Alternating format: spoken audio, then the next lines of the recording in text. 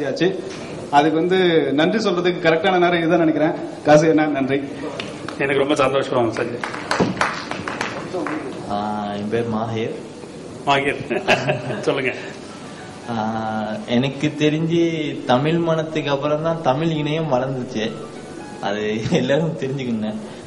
தமிழ் மனம் திரட்டிய வச்சுதான் நிறைய தமிழ்ல எழுதுறதும், தமிழ் கருவிகள், தமிழ் தட்டச்சு முறை எல்லாமே சாதாரண மக்களுக்கு பயிற்சி களமா இருந்துச்சுங்கிறது என்னுடைய அபிப்பிராயம். அதான் அந்த ஆரம்ப காலங்களில் நிறைய பேர் வலைப்பதிவு எழுதுறேன்னு சொல்ல தெரியாம நான் தமிழ் மனத்தில் எழுதுறேன் அப்படின்னு சொல்லுவாங்க.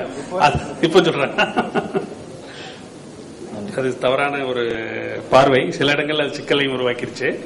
இருந்தாலும் அது அதனோட வீச்சை பத்தி சொல்றதுக்கு அது தமிழ் மனம் குழுவுல நீங்களும் இருக்கீங்களா? தமிழ் மனத்துக்கு நான் ஆலோசகனா இருக்கேன். ஆலோசகர்னா என்ன, ஏதாவது நம்ம தோணுனா சொல்லுவோம், இல்லைன்னா அவங்க கேட்டா சொல்லுவோம், அந்த மாதிரி. மற்றபடி ஈடுபடுறதுக்கு எனக்கு நேரமும் இல்லை. இப்போ அது இந்திய வாழ்க்கையினுடைய சிக்கல். அது ஒன்று, ஒரு நம்மளால எதுவுமே ஒரு திட்டமிட்டு எதுவுமே செய்ய முடியாது. அது அங்க வெளிநாட்டில் இருக்கும்போது நமக்கு கிடைச்ச ஓய்வு இங்க கிடைக்கிறது இல்லை. இப்போ சில திரட்டிகள்லாம் பாத்தீங்கன்னா தமிழ் வழி மாதிரியான திரட்டிகள்லாம் நம்ம ரெஜிஸ்டர் பண்றோம்னா அந்த ஃபீல்டு ஆட்டோமேட்டிக்கா அப்டேட் பண்ணிக்கும். நான் தமிழ் மனத்துல ஒரு வாட்டி நம்மளா போயிட்டு இணைக்க வேண்டியிருக்கு. அது ஆட்டோமேட்டிக்கா அதான் சொல்லியிருப்பாரு நினைக்கிறேன் அவர் கணேசன் அவர்கள்.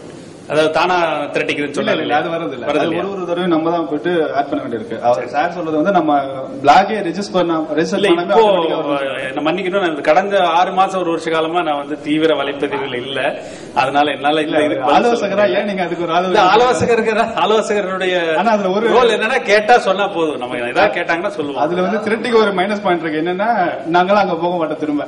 ஆமா, ஆட் பண்ணி விட்டுனா அதுக்கப்புறம் போக மாட்டேன், ஆட்டோமேட்டிக்கா எடுத்துக்குது அப்படிங்கிற அது ஒண்ணு இருக்கு. அது இல்லாம இல்ல, அது அந்த நுட்பத்தில் ஆரம்பம் தான் சொல்றேன் நான். அது எதுக்காக அப்படி பண்ணோம்னா, ஒண்ணு அதுவா எடுக்கிறப்போ எப்போ ஒரு கால இடைவெளி இருக்கும். ஒரு ரவுண்ட் ராபின் சொல்லுவாங்க இல்லையா. ஒரு 10 நிமிஷம், முதல்ல 20 நிமிஷத்துக்கு ஒரு திரட்டுச்சு, 10 நிமிஷத்துக்கு ஒரு திரட்டுச்சு.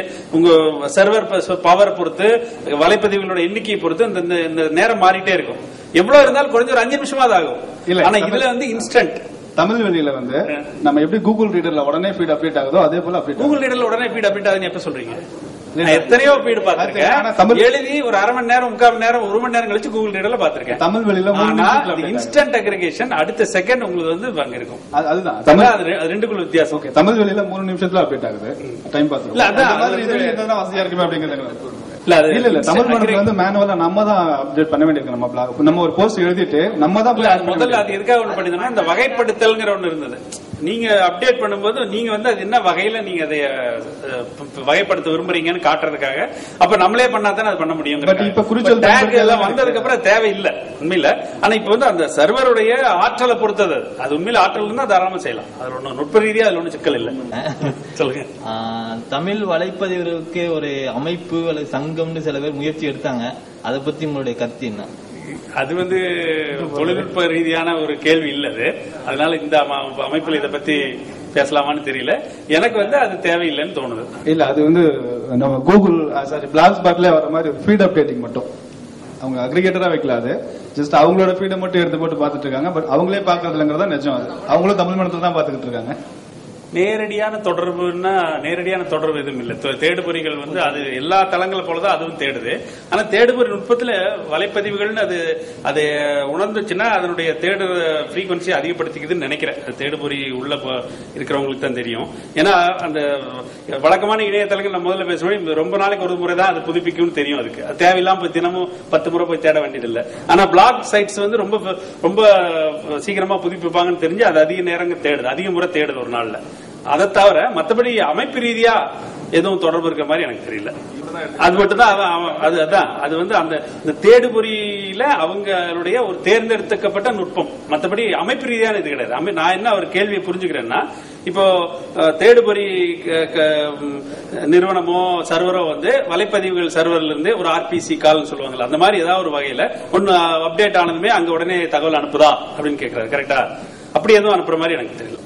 இந்த இணையமும் நம்ம சொல்ற இன்டர்நெட்ங்கிற இணையம் மேம்படுத்தப்பட்ட மக்கள்னா வசதி படைத்த மக்கள், படித்த மக்கள் அப்படிங்கறதோடைய தொடர்புல இருந்ததை தாண்டி இன்னைக்கு உங்களுடைய முயற்சியினாலும் இந்த நாமக்கல் மாவட்ட ஆட்சியினோட முயற்சியாலும் அந்த இணையம் அப்படிங்கிறது மிக சாமானியனுக்கும் சென்றடைந்திருக்கிறது அப்படிங்கிறதுக்கு ஒரு அருமையான அந்த உதாரணம். ஏன்னா இன்னைக்கு காலையில நான் வரப்ப பார்த்துட்டு வந்தேன், அவருக்கு வந்து சாமானியமான மனிதர்களிடமிருந்து 1250 புகார்கள், அவருக்கு வந்து 1149 புகார்கள் வந்து தீர்வு காணப்பட்டிருக்குது.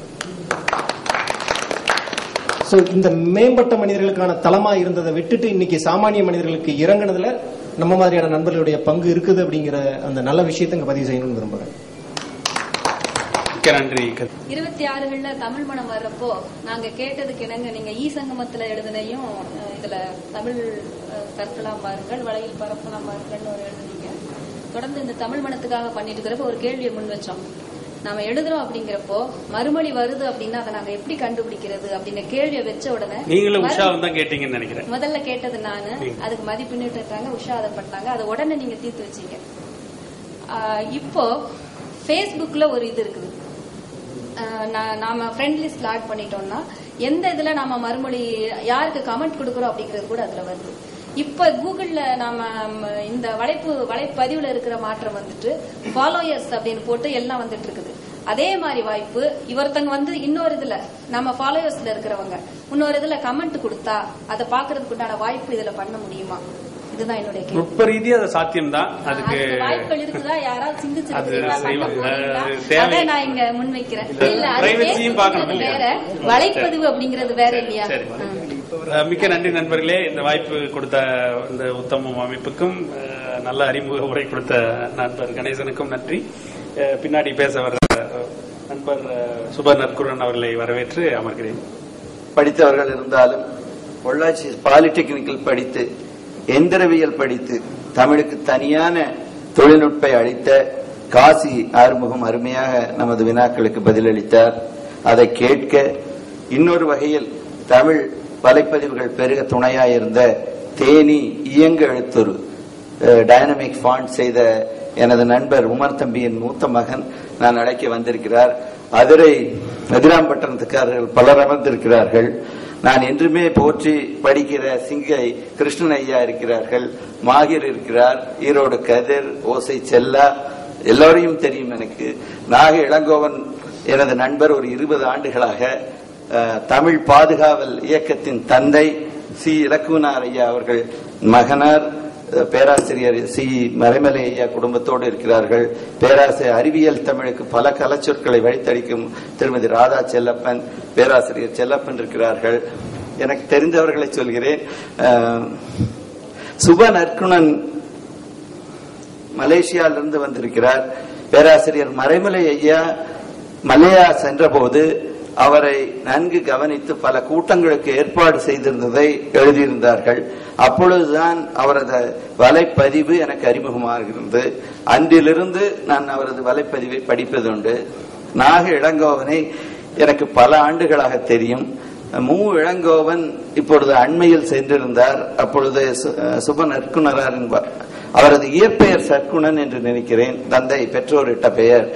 அது சத் என்ற வட சொல்லாக இருந்தால் நல் என்ற மூலம் வேர் சொல் கொண்ட தமிழ் சொல்லாக தனித்தமிழ் மறைமலை அடிகள் அவர்களின் வழியில் சற்குணன் என்ற பெயரை நற்குணன் என்று கொண்டிருக்கிறார்.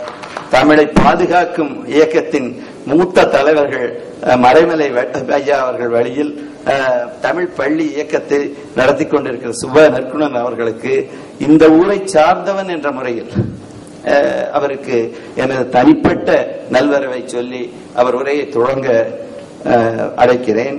அவர் தமிழ் மொழியில் ஸ்பெஷல் டீச்சர். ஏன்னா கோயம்புத்தூர் சென்னையில் இருந்தால் சிறப்பாசிரியர் என்பதை விட ஸ்பெஷல் டீச்சர் என்று சொல்ல வேண்டும். ஆனால் உண்மையாகவே தமிழ்